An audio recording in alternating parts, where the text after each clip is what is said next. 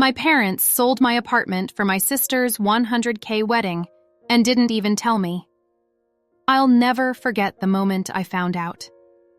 One minute, I was standing in my apartment, my little sanctuary that I had worked years to afford. The next, I was staring at a letter that made my knees go weak. My parents had sold it.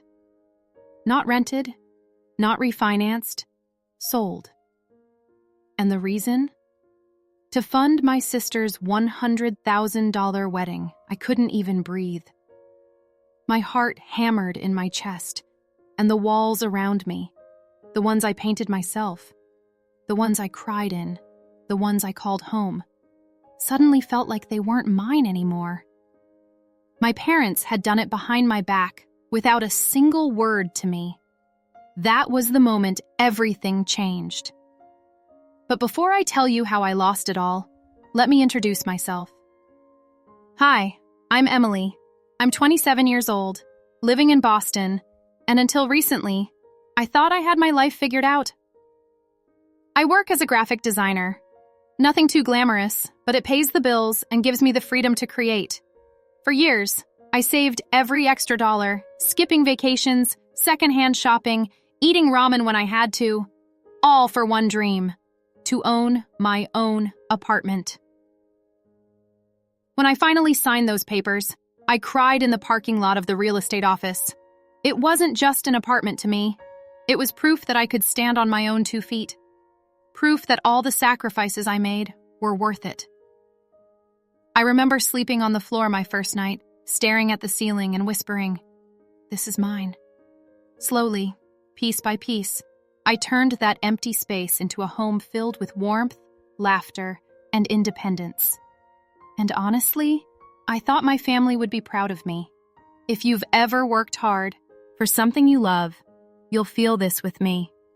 Because what happened next will break your heart and maybe make you rethink what family really means. To really understand how much this hurt, you need to know a little about my family. I grew up in a traditional household. My dad worked long hours at a construction company, and my mom stayed home, making sure dinner was always on the table and the laundry never piled up. On the outside, we probably looked like your typical American family, but inside, things were uneven. See, I have an older sister, Jessica, and from as early as I can remember, Jessica was the star of the family. She was the one my parents bragged about to relatives, the one who always got the first slice of cake, the better birthday gifts, the "oh, she's so talented" speeches at every school event. Jessica wasn't a bad person, but she was demanding, spoiled really. She grew up believing the world owed her the best of everything: designer clothes in high school, a brand new car for her 18th birthday, and somehow, my parents always found a way to make it happen for her. And me? I was the second daughter, the afterthought. I got good grades, I worked part-time jobs, I helped around the house, but it never seemed to shine as bright as Jessica's needs or wants. Still, I loved them. I kept telling myself, they're doing their best. Maybe one day they'll see me too. Don't get me wrong, there were moments of love, family dinners, Sunday drives, my mom braiding my hair when I was little. I held on to those because I needed to believe that somewhere, beneath all the favoritism, there was a place for me too. Have you ever felt like you were living in someone else's shadow? Like no matter how hard you tried, you'd never be enough? That's been my reality for as long as I can remember. If my sister was the star of my parents' world, then my apartment was Tao. He's star of mine. I'll never forget the first night I moved in. There was no furniture yet, just a couple of cardboard boxes, a sleeping bag, and me. The place was echoing and bare, but to me, it felt like a castle. I lay on the hardwood floor, staring up at the ceiling, and I couldn't stop smiling. My back hurt, my neck hurt, but my heart felt fuller than it ever had. The next morning, sunlight poured through the thin blinds, and for the first time in my life, I didn't wake up in a room someone else owned. This was mine. Every corner, every wall, every creak of the floor. It all belonged to me. Little by little, I filled the space with pieces of my life. A thrift store couch with a mismatched throw blanket. Plants on the windowsill that I swore I'd keep alive this time. String lights in the living room that made the place glow warm at night. Every detail carried my fingerprint, my story. I remember the first time I invited friends over for dinner. I cooked pasta in my tiny kitchen.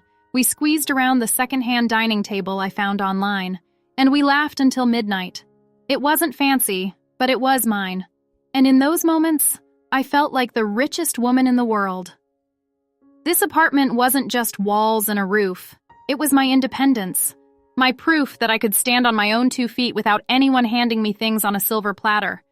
It was the physical reminder of every sacrifice I'd made, every late night at work, every dollar I'd tucked away instead of spending. When I turned the key in the lock each evening, I felt safe. I felt proud. I felt me. It all started with a phone call. Jessica's voice practically squealed through the line. "I'm engaged!" I'll admit, my heart softened at first. Despite everything, she was my sister. I pictured her grinning ear to ear, flashing the diamond ring, soaking up all the attention she'd ever wanted. My parents were over the moon, of course. By the time I got home that night, Mom had already popped a bottle of champagne, and Dad was talking about how his little girl deserved the wedding of the century. At first, it felt normal.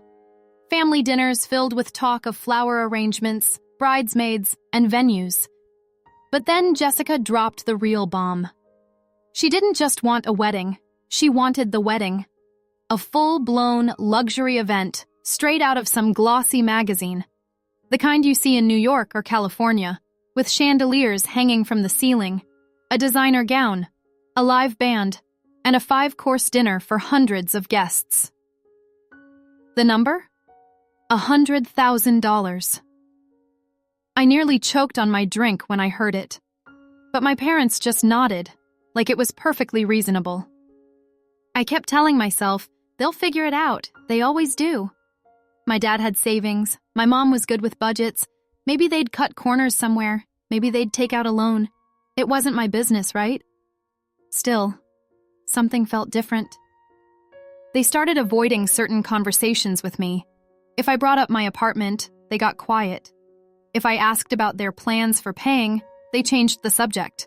My mom, who usually called me every day, suddenly seemed distracted.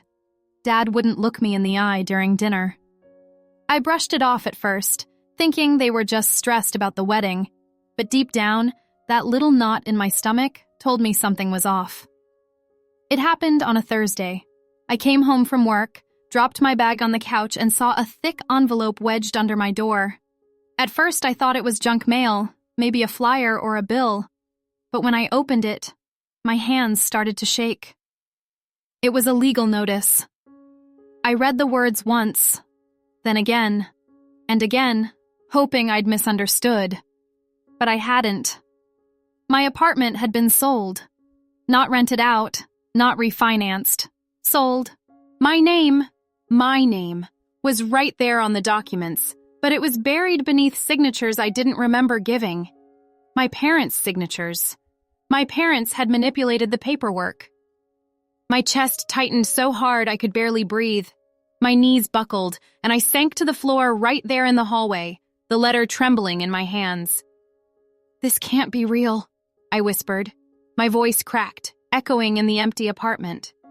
Tears blurred the page, hot and relentless.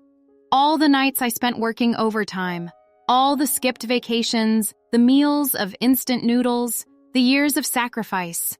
It all vanished with one decision I never got to make. I stumbled into the living room, my living room, and stared at the walls I had painted myself. The couch I dragged up 3 flights of stairs, the plants on the windowsill that I'd fought so hard to keep alive. It felt like the walls were closing in on me, mocking me. "How could my own parents do this to me?" I whispered, clutching the papers to my chest. My sobs were so heavy, they hurt. I thought betrayal came from strangers, maybe from a friend you couldn't trust, but never Not in a million years did I think it would come from the two people who were supposed to protect me the most. Tell me, what would you do if the people you trusted most tore your dreams away from you? Would you scream? Would you forgive? Or would you walk away forever? I didn't even remember the drive over. My hands gripped the steering wheel so tightly my knuckles turned white. By the time I pulled up to my parents' house, my whole body was shaking. I slammed the car door shut, marched up the steps, and rang the bell so hard the chime echoed through the house. Mom opened the door, smiling as if nothing was wrong. That smile vanished when she saw the crumpled papers in my fist. "What is this?" I demanded, shoving the documents in her face. "Emily, please," she started, her voice trembling. But I pushed past her into the living room. Dad was sitting on the couch, and Jessica was sprawled out in an armchair, scrolling on her phone like a queen waiting for her servants. I held up the letter, my voice cracking. "You sold my apartment?" Dad sighed, rubbing his forehead like I was the one being unreasonable. "Emily, we did what we had to do. Jessica's wedding is important. She deserves happiness." I froze, staring at him. She deserves happiness? What about me? My voice broke into a whisper, but the anger underneath shook every word. You sold my dream, my home, for her party? Jessica finally looked up from her phone, a tiny smirk tugging at her lips. She didn't say a word, but that smug silence cut deeper than anything. Tears burned my eyes as I turned to Mom. "How could you let this happen? You knew how hard I worked. You knew what this place meant to me." Mom's eyes welled up, but she didn't speak. She just looked down at her hands, like maybe if she avoided my gaze, the truth would hurt less. I felt my knees go weak. My whole body was trembling, but I forced the words out anyway. "You didn't just sell an apartment. You sold the only thing that ever made me feel like I mattered." The silence that followed was deafening. The only sound was Jessica's phone buzzing as another notification popped up, and she casually smiled at it like none of this was her problem. The wedding was held at a luxury hotel ballroom downtown, the kind of place I'd only ever seen in magazines. Crystal chandeliers glittered above the dance floor, champagne fountains sparkled under soft lighting, and waiters in tuxedos floated by with silver trays of hors d'oeuvres I couldn't even pronounce. And all I could think was, this is my apartment. Every detail screamed of the money I had bled for. The marble centerpieces, the designer gown Jessica twirled in as photographs. Hers circled her, the live band playing soft jazz. It was all built on the ashes of my dream. I stood quietly near the back, my dress simple, my hands clutching the small clutch bag like it was an anchor keeping me upright. Around me, guests gasped in awe, congratulating my parents for throwing the wedding of the year. My mom beamed, my dad puffed out his chest, and Jessica soaked it all in like she was royalty. Not once did anyone notice me. Not once did anyone remember the cost. I watched my sister laugh as she clinked champagne glasses with her new husband, her smile stretching wide under the glow of fairy lights. And in that moment, I felt invisible, like the years of sweat, sacrifice, and hard work that bought her fairy tale didn't even exist. My chest ached so badly I thought I'd suffocate. I wanted to scream, to stand on a chair and shout, "This is mine! You're all celebrating what was stolen from me!" But the music was too loud, the applause too constant, the smiles too blind. So I stood there, alone in a room full of people, watching my entire world sparkle on someone else's stage. I tried to stay quiet. I tried to keep my head down, to swallow the hurt and pretend for one night that none of this mattered. But somewhere between the champagne toast and the first dance, I broke. It started with tears welling up in my eyes. I blinked hard, hoping no one noticed. But when I saw my parents smiling proudly, as if they hadn't just shattered me, Something inside me snapped. Before I even knew what I was doing, I was standing. My voice shook as I called out, louder than I meant to. "Do you all want to know how this wedding was paid for?" The music stopped. Heads turned. The chatter in the room dissolved into silence.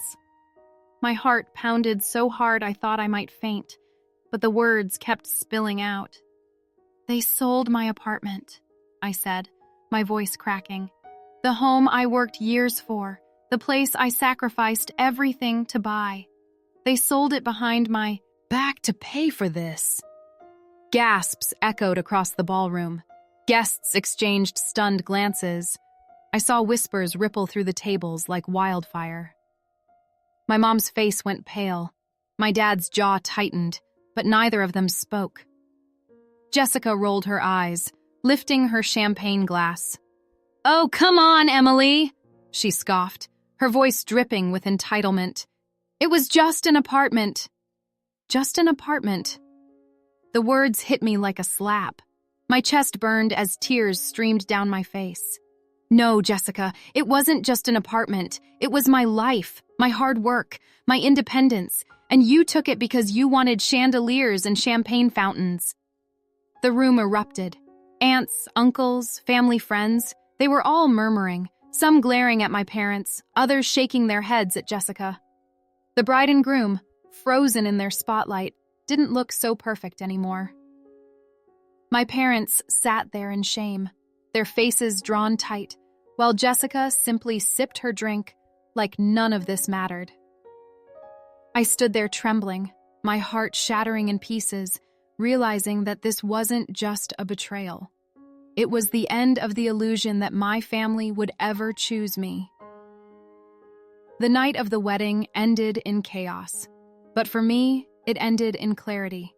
I couldn't go back to pretending everything was fine.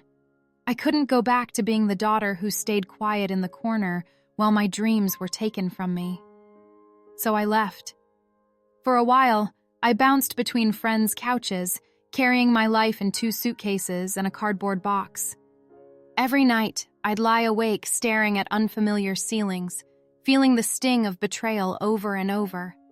I didn't just lose my apartment, I lost the trust I had in my parents, and with it, the version of myself who believed I mattered to them.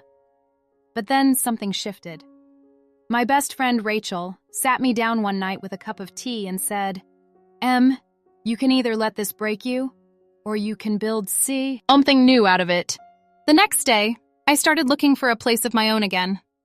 Not something fancy, not a downtown loft with gleaming hardwood floors, just something mine. I found a small studio on the edge of the city. The paint was peeling, the appliances were outdated, and the view was nothing more than a brick wall. But when I signed that lease, I felt a spark of the same pride I'd once felt holding the keys to my first apartment. Moving in was humbling. There was no furniture, no carefully chosen decorations, just 4 walls and a roof. But this time, I wasn't chasing perfection. I was chasing peace. I threw myself into work, taking on extra projects, working late nights, even weekends. At first, it was about distracting myself, but soon, I realized the work itself was healing me. Each paycheck wasn't just money, it was proof I could start over, proof that I didn't need anyone's permission to build a life again. And therapy helped, too. For the first time, I sat across from someone who didn't dismiss my pain, who didn't tell me I was being too sensitive or selfish.